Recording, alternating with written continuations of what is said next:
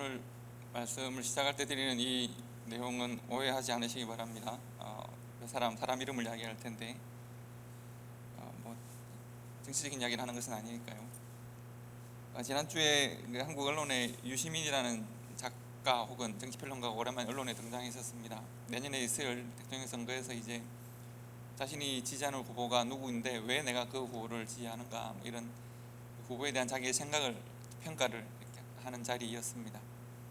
그분 생각이 나오를 수가 없고, 또 그분이 지지하는 후보가 또 우리 같은 마음으로 지지하는 것은 아니라는 것은 제가 다 알고 있습니다. 그렇기 때문에 오해하지 마시고요. 다만 제가 그분이 했던 이야기를 가만히 들으면서 제가 평소에 사용하는 그 말과 비슷한, 개념이 비슷한 이야기를 또 제 마음에 꼭 맞게 이야기를 잘 하셨습니다. 그래서 제가 오늘 말씀 잠시 드리려고 합니다. 이제 유시민 씨가 한 후보에 대해서 내가 그 후보를 왜 지지하느냐 하면 그 후보는 발전도상인이기 때문이다, 이런 말을 했습니다. 발전도상인이라는 말, 그리고 이제 그 의미를 설명했었는데 제가 그 의미를 가만히 들으면서 이 사람이 참 개념 있고 참 좋은 사람이라는 생각을 했습니다. 저희들이 교육을 받을 때 중고등학교 때 우리 한국이라는 나라를 표현하기를 개발도상국이라고 했습니다. 기억나십니까? 디벨로핑 컨트리라고 했죠. 언더디벨로핑 컨트리, 디벨로핑 컨트리, 디벨롭드 컨트리 해서 이제 후진국, 개발도상국, 선진국 이렇게 나눠서 우리가 배웠습니다. 우리를 이제 개발도상국이라고 했었죠. 다행스럽게도 또 뭐 자랑스럽기도 하죠. 지난 팬데믹 때 오히려 한국은 더 많이 성장을 해서 한국은 이제 선진국이다, 한국뿐만 아니라 전 세계에서 인정하는 그런 나라가 되어가는 것 같습니다. 그런데 이제 유시민 씨가 후보 중에 한 사람을 지칭해서 내가 그 사람을 왜 인정하고 좋아하느냐 하면 그는 발전도상인이고, 그렇기 때문에 그는 계속 성장하고 발전하고 있고, 비록 그가 완성형 정치인은 아니지만 앞으로 변화와 발전의 가능성이 있기 때문에 나는 그를 지지한다. 시간이 지나면서 상황이 바뀔 때 성장하고 발전하는 사람이기 때문이다, 이렇게 말을 했습니다. 그리고 발전도상인이 되기 위한 가장 중요한 요건으로 학습이 가능한 성품이 되어야 한다, 이런 이야기를 했습니다. 학습 가능한 사람. 제가 이제 저희 장로님들 또 우리 중직자들을 교육하면서 우리가 주님 만나는 날까지 학습 가능해야 합니다, 이런 이야기를 제가 많이 드렸었습니다. 기억나실지 모르겠습니다. 한국, 특별히 남성들이, 한국 사람들이 나이 50이 지나가면 뭐라고 부르죠? 뭐 꼰대 이런 이야기 많이 합니다. 사실은 뭐 사람이 나빠서 그렇겠습니까? 사실은 이제 더 이상 학습되지 않기 때문에 그런 경우가 많습니다. 그러니까 조언이 더 이상 필요가 없고 충고도 안 받아들이고 더 이상 변화하거나 학습하려고 하지 않는 시기가 오는 것 같습니다. 그래서 나와 다른 사람의 차이를 발견하면 당황합니다. 내가 그 차이를 없애려고 내가 설득하죠. 설명했는데 상대방이 설득당하지 않거나 동의하지 않으면 쉽게 분노하는 경우가 많습니다. 내 생각에 누군가 동의하지 않으면 전투적으로 변할 때가 많습니다. 그럴 때가 많죠. 나는 설명을 이렇게 열심히 하는데 상대방은 나에게 왜 화를 내십니까? 왜 그렇게 화를 내면서 이야기를 하십니까? 라고 말을 할 때가 많습니다. 왜냐하면 내가 생각의 차이를 잘 못 견디긴다는 것을 드러내고 있기 때문에 그렇습니다. 그리고 그 사람과 내 생각의 차이가 조절되지 않으면 외면하거나 관계를 깨뜨리기도 하는 것이, 좋은 말은 아니지만 꼰대화되어가는 과정이라고 보시면 됩니다. 하지만 유시민이라는 사람이 이제 발전도상이라고 말을 할 때 어떤 사람이냐면 나이나 혹은 사회적 지위나 삶의 성취와 관계없이 학습 가능한가, 다른 말로 하면 여전히 변할 수 있는가, 여전히 성장할 수 있는가에 관한 문제입니다. 내가 어떤 사회적 성취를 이뤘건 간에 계속 마음을 낮추어서 학습하고 생각의 변화와 삶의 성장을 추구하는 사람이 될 수 있는가. 심지어 예를 들면 한 나라의 제일 높은 지위에 올라가더라도 스스로 완성되었다고 생각하기보다는 섬겨야 될 사람들, 국민들의 마음과 생각을 학습하고 배워나갈 수 있는가. 그리고 새로운 사회적 제도와 또 미래에 필요한 사회적 자원들을 학습하고 배워서 자기화해서 좋은 정치적인 자산으로 사용할 수 있는가 하는 그런 관점에서 자기는 한 사람, 구원하고 싶은 사람을 결정했다, 이렇게 말을 하더군요. 그래서 저는 그 부분이 많이 동의가 되는 편입니다. 우리가 성경에서 보면 많은 사람들을 만납니다. 성경에서 소개하는 사람들 중에서 대부분은 우리와 비슷한 사람들입니다. 그 중에 일부가 완성형으로 딱 등장하는 사람들이 있죠. 잠시 활동하고 사라지는 사람들은 그때 그 사람의 모습을 설명하기 때문에 완성형인 것처럼 보이긴 하지만, 그러나 대부분은 여러분과 저와 비슷합니다. 우리 믿음의 조상이라고 부르는 아브라함도 하나님을 만날 때, 그가 언약을 받을 때, 언약을 이루어 나갈 때 점점 성장하는 모습을 보여주죠. 이삭과 야곱 또한 그렇습니다. 약한 점이 있었고 성장하고 발전합니다. 어떻게 보면 완전한 자라고 불렀던 노아 또한 연약한 점이 있습니다. 모세도 그렇습니다. 대부분 성경의 인물들은 여러분과 저와 비슷합니다. 원래 약하고 부족한 사람들인데 하나님을 만나고 복음을 만나고 하나님과 교제하면서 하나님을 따라서 변화되고 성장하는 것입니다. 그래서 성경은 복음으로 말미암아 변화의 도상, 즉 변화의 과정에 있는 성도들의 삶을 우리에게 잘 보여줍니다. 때로는 이런 것까지도 보여주지 않아도 될 텐데 라고 하는 장면까지도, 연약한 모습까지도 보여주면서 이들도 한때는 이랬었다, 그리고 하나님의 말씀과 인도하심을 따라 이렇게 변화되었다는 것을 우리에게 말씀해 주는 것이죠. 그리고 그런 인물 중에서 지난주와 오늘 여러분과 제가 함께 브리스길라와 아굴라 두 사람을 우리가 함께 보고 있습니다. 지난주 설명드렸지만 잠시 한 번 더 이 배경을 설명드리면 이렇습니다. 사도행전과 서신서에서 바울의 가장 좋은 협력자, 좋은 동력자로 소개되는 아굴라, 브리스길라와 아굴라는, 특히 이 두 사람 중에 아굴라라는 사람의 삶의 여정이 독특합니다. 이 사람은 본도, 폰투스라고 하는 출신의 유대인이라고 했습니다. 이 본도 출신의 유대인이라는 것은 마치 나무로 보시면, 나무에 보면 나이테가 있잖아요. 아주 중요한 나이테 하나를 끊는 거나 마찬가지입니다. 당시에 본도라고 하는 이 폰투스라는 지역은 유대 땅을 비롯해서 지중해 주변의 모든 나라를 다 정복했던, 우리 여러분 잘 아시는 알렉산더 대왕 페르시아 왕국의 한 부애들입니다. 그들이 이제 왕국을 융성하게 해서 마지막까지 로마에 저항했던 국가이기도 합니다. 그리고 로마에 멸망당했습니다. 그러니까 서기 1세기 때는 벌써 본도가 로마의 정복당의 식민도시가 되었던 상황입니다. 여러분께서 역사를 아실 텐데 이스라엘과 유대가 바벨론과 아수르에 점령당하죠. 그리고 그 나라를 점령하는 것이 페르시아입니다. 많은 유대인들이 포로로 잡혀가고 고향을 떠나서 지중해 주변의 모든 지역으로 흩어집니다. 즉 유대인이면서 본도에 살았다는 말은 그들의 조상이 포로로 그 지역에 잡혀갈 가능성이 많은 것이죠. 그리고 제국이면서 이방의 땅인 본도에서 조상들을 따라서 수백 년을 살았을 겁니다. 처음에는 노예로 살았을 가능성이 많고 포로로 살았을 가능성이 많고 이제 사회적 천민으로 살았을 겁니다. 그래서 이제 살만하게 되었을 때 로마가 그 지역을 다시 정복합니다. 또 한 번 포로로 잡히거나 천민으로 살아야 될 일이 또 있습니다. 그러니까 역사적 굴곡이 두 번이나 한 가정에 있는 것이죠. 본도 출신이면서 유대인이다, 유대인으로 한 번 포로로 잡히고 본도 출신으로 다시 한 번 다른 나라에 짓밟히는 그런 사람, 그런 가정의 삶의 굴곡이 있는 출신이 바로 아굴라입니다. 아굴라가 이제 로마에 살았을 것입니다. 그런데 유대인으로 로마에 살다가 복음을 만나서 교회에 출석하게 되고 거기서 브리스길라를 만납니다. 브리스길라는 말씀드린 대로 브리스가라고 하는 로마의 아주 귀족 집안의 딸이었을 가능성이 많죠. 그리고 로마인입니다. 본도 출신의 유대인이라고 하는 말로 아굴라를 설명하지만 브리스가는 아무 표현도 하지 않은 것은 이름만 들어도 알 수 있는 집안의 여성이기 때문에 그렇습니다.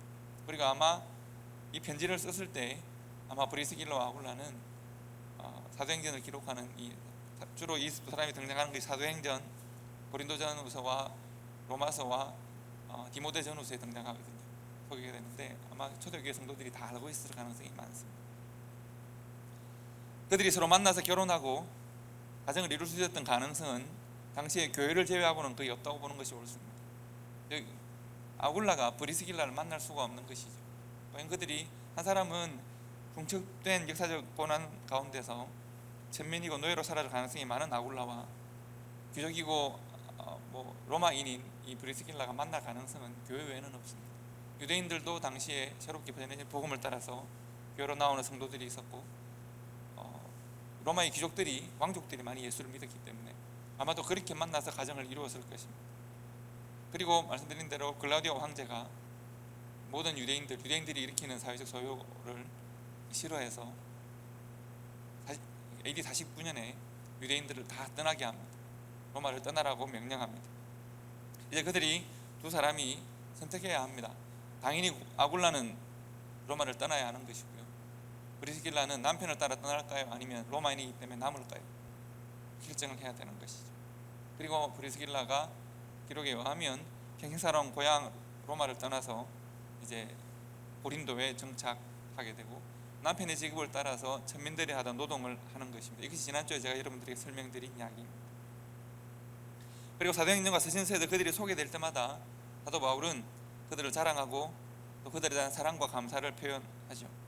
그들이 부부가 로마에서 만났고 고린도 내려가서 사도 바울을 만났는데, 부부가 만났는데 사도 바울과 함께 고린도 교회를 개척하고, 그리고 이후 기록에 의하면 에베소까지 가서 교회를 시작한 사람들이 이 사람들입니다. 그리고 그 과정에서 그들은 사도들과 목회자들의 좋은 협력자가 됩니다. 지난주에 본 대로 아볼로를 만나서 아볼로를 복음을 바르게 가르치는 일을 하고, 또 에베소의 사역자였던 디모데에게 좋은 협력자가 되기도 하죠. 그리고 그들의 평생에 사도 바울의 가장 좋은 협력자가 됩니다. 그야말로 그들은 믿음의 발전 도상인들입니다. 처음부터 그들이 완성형 신앙인으로 생겨 나타나는 것이 아니라 그들이 로마에서 결혼을 하고 로마에서 쫓겨나고 고린도에서 그들이 바울을 만나고 바울과 함께 신앙생활을 하고 교회를 섬기고, 그들이 에베소로 가고 에베소에 가서 또 교회를 섬기고, 그들이 만나는 많은 사람들에게 믿음의 본이 되고 아볼로나 디모데와 같은 새로운 사역자들의 협력자가 되고 사도 바울의 협력자가 된다는 이야기죠. 그래서 그들을 믿음의 발전의 도상인이라고 말을 할 수 있는 것 같습니다. 그 부분에서 우리들에게 좋은 본이 되는 것입니다. 그리고 그들이 보여주는 믿음의 진보, 하나님과의 관계의 발전에 몇 부분 발췌해서 잠시 생각해 볼 것이 있습니다. 여러분, 우리가 때로는 어쩔 수 없이 고난을 당하는 때가 있습니다. 그러면 우리가 믿음을 지키고 고난은 당하는 것이죠. 그러나 여러분, 십자가를 지는 것은, 십자가를 지는 선택을 강요당할 때가 있는가 하면 십자가를 지는 것은 우리의 능동적인 선택이기도 합니다. 예수님은 십자가를 얼마든지 피할 수 있었지만 십자가의 길을 선택하시죠. 피할 수 있는 길을 피하지 않으시고 십자가를 선택하신 것은 여러분과 저를 위한 우리 주님의 사명을 이루시는 과정입니다. 브리스길라 아굴라 또한 마찬가지입니다. 아까 말씀드린 대로 AD 49년에 로마에서 유대인들을 추방한 글라우디오 황제가 4년이 있다가 갑자기 죽습니다. 4년이 있다가 갑자기 죽고 그 다음 등장하는 황제는 여러분과 제가 다 아는 황제입니다. 로마의 황제 하면 딱 누가 떠오르시죠? 누가 떠오르십니까? 로마의 황제 여러분 아는 사람 이야기 한번 다 해보십시오. 그 다음 등장하는 황제가 바로 네로 황제입니다. 네로는 초기에는 정치를 꽤 잘했습니다. 그리고 유대인들에 대해서 유화 정책을 펴니다. 그래서 그런 추방했던 유대인들이 다시 로마로 돌아올 수 있도록 길을 열어줍니다. 왜 그럴까요? 노동력이 필요합니다. 하청 노동자들이 필요했기 때문에 당시에 고린도로 이주한 이주민들만 3만입니다. 그리고 그 주변에 얼마나 많은 도시로 흩어졌을까요? 그러니까 수십만의 유대인들이 로마에서부터 빠져나왔을 텐데 노동력이 필요한 것이죠. 그래서 그들을 다시 불러 모읍니다. 이곳저곳에서 떠돌던 유대인들이 다시 이전에 그들의 삶의 터전이 있던 로마로 이제 돌아갈 수 있도록 길을 열어준 것이죠. 자, 그때 브리스길라 아굴라는 어떤 상황이었을까? 이들 부부의 이름이 성경에서 6번 등장합니다. 3번은 우리가 읽은 본문 말씀 사도행전 18장에 쭉 등장을 하고요, 3번은 고린도 사역과 함께 등장을 하고 에베소서의 사역과 함께 등장을 하는데, 로마서 16장, 고린도전서 16장, 디모데후서 1장에 등장을 합니다. 디모데후서에 등장하는 이유는 디모데와 함께 에베소에서 사역을 하고 있기 때문입니다. 그리고 우리가 잠시 시점을 생각해 볼 필요가 있습니다. 자, 로마에서 살다가 글라우디오 황제의 명령에 의해서 로마를 떠나서 고린도에서 살던 브리스길라 아굴라가 에베소로 새로운 사역을 떠나는 사도 바울을 따라서 에베소로 갈 것인가를 고민하는 이 시점과 글라우디오 황제가 죽고 네로 황제가 들어서고 유대인들에게 다시 로마로 돌아올 수 있도록 허락하는 이 시점이 겹칩니다. 좀 이해가 잘 되시나요? 이제 새롭게 등장한 네로 황제가 유대인들을 다시 로마로 돌아오느라 너희들의 핍박의 시대는 끝났다라고 하는 이 시점과 사도 바울이 이제 고린도의 사역을 접고 고린도 교회는 이제 그만큼 성장을 했으니까 이제 에베소 지역으로 가자, 새로운 지역을 섬기자라고 하고 이제 떠날 때 아마도 브리스길라와 아굴라 또한 도전을 받았을 겁니다.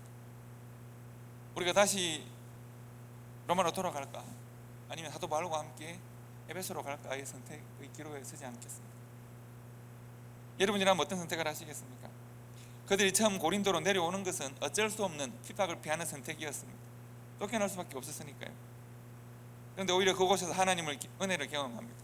바울을 만났고 우리가 하나님이 우리를 부르셔서 예수를 믿게 되었고 가정을 조직하고 열심히 사는 것이면 단 줄 알았는데 로마에서 쫓겨나서 고린도에 와서 열심히 살고 신앙생활 잘하면 되는 줄 알았는데 우리와 다른 삶을 사는 사람을 발견했습니다. 누군가 하면 사도 바울입니다. 바울은 보니까 그저 쫓겨나고 핍박을 피하는 삶이 아니라 능동적으로 사명을 선택하는 삶을 살고 있습니다. 바울은 삶의 안녕이 보장되어진 학자의 지식인으로서 철학인으로서 사는 삶을 포기하고 하나님의 명령을 따라서 주신 사명을 따라서 곳곳을 다니면서 복음을 전하고 있습니다. 고린도 교회가 성장했을 텐데 고린도 교회에 머물러 있지 않고 이 교회를 이제 맡기고 바울은 새로운 지역으로 가서 새롭게 섬기고자 하는 사명을 따라 가치를 따라 헌신하는 삶을 보여줍니다. 브리스길라 아굴라는 이전에는 로마에서 이곳으로 올 때는 핍박을 피해서 온 것이고요. 이제 핍박이 없다고 그러니까 돌아갈 수 있는 환경이 열렸는데 로마로 돌아갈까 아니면 에베소로 옮겨갈까를 고민하게 됩니다.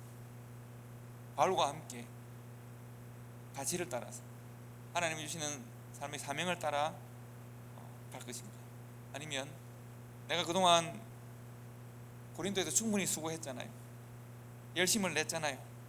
우리는 이곳에서 교회를 섬겼고 아볼로라는 지도자도 만들어냈고 굳이 우리가 로마로 돌아간다고 해도 아무도 우리를 비난하지 않을 겁니다. 교회를 섬겼고 성공했으니까, 충분히 수고했으니까. 그런데 그들에게 다시 새로운 선교에 도전할 수 있는 기회가 주어지고 새로운 사명, 부르심을 따라 살 것인가에 대한 고민을 하게 되는 것이죠. 황제의 허락과 부름을 따라 로마로 돌아갈까? 바울을 통한 하나님의 부르심을 따라 새로운 사역지로 갈까? 여러분이라면 어떤 선택을 하시겠습니까? 고린도전서 16장 9절에 보시면 바울은 자기와 함께 교회를 섬겼던 브리스길라와 아굴라 두 사람은 고린도 교회를 함께 섬겼습니다. 그리고 지금은 고린도 교회를 떠난 것이죠. 고린도 교회의 그들에 대한 이야기를 씁니다. 16장 9절에 보시면 이렇게 되어 있습니다. 다 같이 읽어봅시다. 시작. 아시아의 교회들이 너희에게 문안하고 아굴라와 브리스가와 그 집에 있는 교회가 주 안에서 너희에게 간절히 문안하고. 또 브리스길라 아굴라가 처음 만났고 좀 떠난 지 좀 오래된 로마 교회에 대해서도 편지를 씁니다. 어떻게 쓰는지 한번 다 같이 읽어보실까요? 시작. 너희는 그리스도 예수 안에서 나의 동역자들인 브리스가와 아굴라에게 문안하라. 그들은 내 목숨을 위하여 자기들의 목까지도 내어놓았나니 나뿐 아니라 이방인의 모든 교회도 그들에게 감사하느니라. 또 저의 집에 있는 교회에도 문안하라.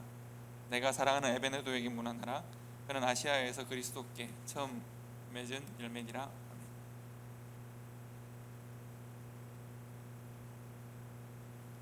바울은 이들이 어떻게 에베소를 선택하고 나와 함께 사명을 따라 산다라고 설명하지는 않습니다. 다만 그 결과를 보여주는 것이죠. 그들은 사도 바울과 함께 다시 복음의 도전을 시작합니다. 발전도상 부분은 어떻게 신앙적 선택을 하는 것인가를 잘 보여줍니다. 바울은 지금 이것을 거듭 교회들에게 편지를 쓰면서 자랑하고 있습니다. 여러분, 우리가 성경을 통해 알 수 있는 것은 브리스길라 아굴라가 세 교회를 섬겼습니다. 그들이 처음 신앙생활을 시작한 것은 어디죠? 로마 교회. 그 다음 어디로 옮겨가죠? 고린도 교회. 로마에서 고린도로 갈 때는 핍박을 피해서 어쩔 수 없이 간 거죠. 세 번째, 그들은 어느 교회를 섬긴다고요? 에베소 교회를 섬깁니다. 그리고 에베소 교회에서 이제 두 교회 편지를 쓰는 거죠. 에베소 교회 사도 바울과 함께 교회를 섬기면서 두 교회에 편지를 쓰고 있는 겁니다. 한편으로는 이 편지를 통해서 사도 바울은 이 두 교회를 위로하고 있는 것이고, 권면하고 있는 것이고, 다른 한편으로는 이 교회에 이들의 삶을 통하여 본을 보여주고 도전하고 있는 것이라고 보시면 됩니다. 시련과 역경이 있고 핍박과 압박이 있는 가운데 이 부부가 믿음으로 살았을 때 어떻게 성장하고 어떻게 변화하고 어떻게 발전하고 있는가. 로마에서 핍박을 당해서 믿음을 버리지 않고 고린도로 왔는데 그곳에서 그들이 어떻게 더 발전했는가. 그리고 고린도에서 그들 로마로 돌아가지 않고 사명을 따라서 바울과 함께 에베소로 왔는데 에베소에서 또한 그들은 어떻게 성장하고 발전했는가. 하나님께서 에베소에서 그들을 어떻게 역사하시고 어떻게 그들의 변화를 도우시고 그들은 어떻게 성장했는지를 보여주고 있습니다. 특별히 고린도 교회는 브리스길라와 아굴라가 바울과 함께 떠나고 그 교회는 정말 은사가 많고 지식인들이 많은 교회였는데 오히려 그들이 서로 내 은사가 더 나은 은사라고 서로를 자랑하고 다투고 분열하고 고린도 교회는 좋지 않은 모습으로 많이 있습니다. 그들에게 사도 바울이 브리스길라와 아굴라 부부를 다시 언급하면서 이 사람이 너희들에게 무난한다. 내가 너희들과 함께 교회를 섬겼던 브리스길라와 아굴라를 기억하지. 그들이 너희에게 평안의 안부를 전한다. 뿐 아니라 그들의 집에서 모이는 이곳에서 모이는 성도와 교회가 평안의 복음을 너희들에게 전한다. 이렇게 지금 인사로 권면하고 있는 것입니다. 이렇게 변화의 도상에 있고 성장하고 발전해야 하는 것이 교회이고 성도의 모습이다. 바울은 고린도 교회와 로마 교회에게 이들 부부의 이름으로 아름다운 신앙의 본을 보여주면서 위로와 권면을, 그리고 다른 면으로는 도전을 하고 있는 것이죠. 가르치고 도전하고 있는 것이죠. 그리고 여러분, 우리가 브리스길라 아굴라 부부의 믿음과 헌신에 대해서 이야기할 때 잊지 말아야 되는 것이 하나 더 있습니다. 그것은 여러분 아까 고린도전서 16장과 로마서 16장에서 아마 이런 보실 때 마음에 담아두신지 모르겠는데 이들의 집에서 모이는 교회라고 하는 표현입니다. 사도 바울은 브리스길라와 아굴라가 너희에게 무난하고 그들의 집에서 모이는 교회도 너희들에게 무난한다, 이렇게 표현하고 있습니다. 여러분 잘 생각해 보십시오. 예루살렘 교회는 어디에서 시작했습니까? 첫 모임을 그들이 어디에서 시작했을까요? 마가 요한의 다락방에서 시작했습니다. 빌립보 교회는 어디서 시작했을까요? 염색을 하는 자주장사, 염색 공장을 하는 자주장사 루디아의 집에서 교회를 시작합니다. 골로새 교회는 어디서 시작을 했을까요? 우리가 아는 빌레몬의 집에서 골로새 교회가 시작되었습니다. 에베소 교회는 어디서 시작되었다고요? 에베소 교회는 브리스길라와 아굴라로부터 시작합니다. 성경에 기록된 것이 이 정도이지만 당시 소아시아 지역에는 여러 지역에서 처음에 복음을 전할 때는 회당에서 복음을 전하지만 회당에서 복음을 전해 열매가 생기면 모인 그 사람의 집에 가서 그 사람의 집에서 함께 예배하고 교회로 모이기 시작하는 것이죠. 그들의 집을 하나님을 예배하는 처소로 그들이 드렸습니다. 이 일은 결코 쉬운 일이 아닙니다. 때로는 그들의 집을 잃어가고 생명을 잃어가고까지 해야 되는 중대한 일이었습니다. 브리스길라와 아굴라는 그 일을 했고 그들의 집에서 예배로 모였고 그 집에서 예배로 모이는 성도들이 고린도와 로마에 있는 교회 성도들에게 안부를 지금 전하고 있는 것입니다. 이 사실이 왜 중요할까? 우리도 이들의 사람들을 본받으려고 하면 우리도 집집마다 예배를 드려야 할까?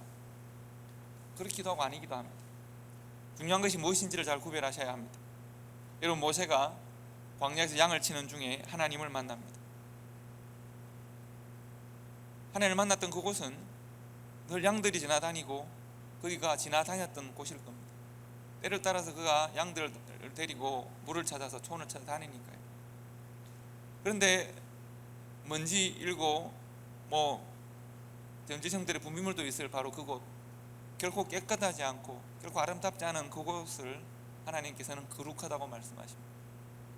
모세에게 신을 벗으라고 말씀하십니다. 내가 선 땅은 거룩한 곳이다. 왜 갑자기 그 땅이 거룩하게 되었을까요? 도대체 하나님 말씀하시는 거룩함은 어디서 왔을까요? 왜 그곳이 거룩한가 하면 그곳에서 하나님께서 모세를 만나 주시기 때문입니다. 바로 그곳에서 하나님과 모세가 교제하기 때문이고 모세가 나이 80이 되어서야 비로소 처음으로 하나님을 뵙고 진정으로 예배하는 곳이기 때문에 그곳이 거룩합니다. 그곳이 왜 거룩한가? 모세와 하나님이 교제하고 예배하고 만나는 곳이기 때문입니다. 야곱이 형 에서를 피해서 라반의 집으로 떠나죠. 밤에 노숙을 하게 됩니다. 광야에서 노숙을 하다가 하나님의 은혜를 경험하고 하나님의 영광을 경험합니다. 그래서 그곳에서 단을 쌓고 그곳의 이름을 베델이라고 했습니다. 베델이라는 이름의 뜻은 하나님의 집이라는 뜻입니다. 광야의 한 모퉁이에 불과하고 노숙자가 지나가던 잠시 잠자는 곳에 불과한데 왜 그곳의 이름을 베델, 하나님의 집으로 이야기할 수 있습니까? 어떻게 그곳이 하나님의 집이 됩니까? 바로 그곳에서 언약의 조상인 야곱이 하나님을 만나고 예배했기 때문에 그렇습니다. 왜 그곳이 거룩한가? 먼지 있는 광야가 어떻게 거룩해질 수 있는가? 하나님이 그곳에서 그를 만나셨고 그는 하나님께 예배했기 때문에 그렇습니다.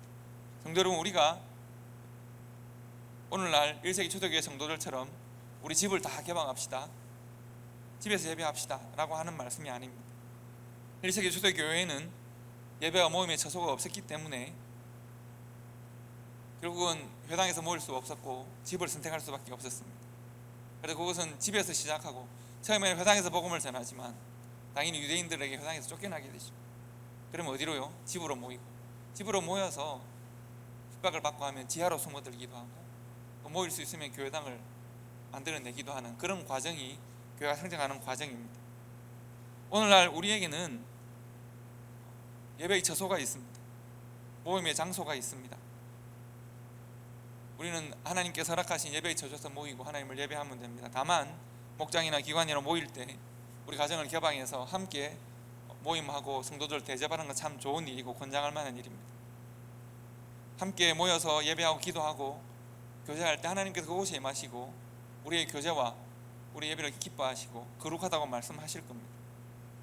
그러나 어디서 모이는가 보다 더 중요한 것은 뭔가 하면 결국은 우리의 삶과 우리의 마음의 개방성입니다. 우리가 얼마나 하나님의 마음과 생각에 대하여 우리의 마음과 생각이 열려 있는가, 하나님의 말씀에 대하여 우리가 얼마나 마음과 귀가 열려 있는가.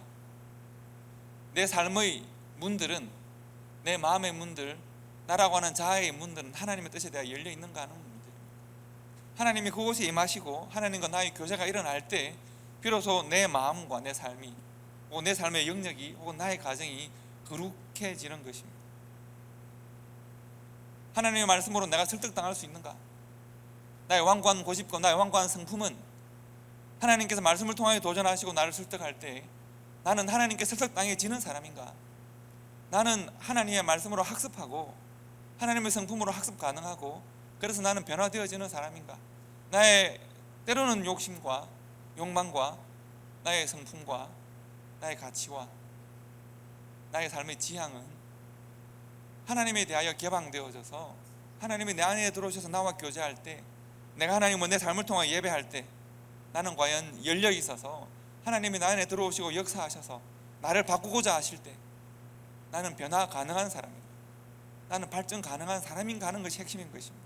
우리가 하나님에 대하여 우리의 마음과 삶을 열 때 하나님의 거룩함이 내 안에 임하는 것이고, 우리가 성도들에 대하여 마음을 열고 귀를 열어서 그들의 아픔을 나의 마음으로 가져와서 내가 함께 아파할 때 참된 예배와 교제가 일어나는 것이고, 우리가 교회의 담장을 넘어서 이웃들의 모습을 바라보면서 그들의 고통과 그들의 눈물을 이해하고 그들의 죄와 악을 이해하고 그것을 우리의 마음으로 받을 때, 그들에 대하여 열릴 때 비로소 성령의 역사가 교회의 담장을 넘어서 이 땅 가운데 일어나게 되는 것입니다. 과연 우리가 얼마나 열려 있는가를 보는 것입니다. 브리스길라와 아굴라는 하나님에 대하여 개방되고 이웃에 대하여 개방되고 교회에 대하여 개방된 사람이었고 그들을 열어서 함께 예배할 수 있는 사람이었습니다. 오늘 우리가 그런 사람을 본받을 필요가 있습니다. 성도 여러분, 우리는 오늘 우리에게 하나님께서 브리스길라와 아굴라를 통하여서 말씀하시는 것이 무엇인지를 귀로 듣고 마음에 잘 담을 필요가 있겠습니다. 우리 시대에, 우리 교회에, 우리 지역사회에 그들 같은 성도들이 필요합니다. 그들 같은 가정이 필요하고 그들과 같은 일꾼들이 필요합니다. 학습 가능해야 합니다. 변화 가능해야 합니다. 성장의 과정, 발전의 과정 가운데 있어야 합니다. 멈추거나 퇴보해서는 안 됩니다. 내가 주님 만나는 날까지 우리는 하나님 앞에서 다 어린 아이들과 같고 하나님 앞에서 그 마음을 배우고 하나님의 뜻을 학습해야 되는 하나님의 자녀들입니다.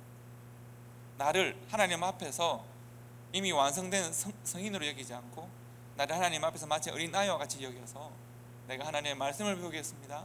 하나님의 뜻을 배우겠습니다. 하나님의 뜻을 따라 내가 성장하고 변화하겠습니다.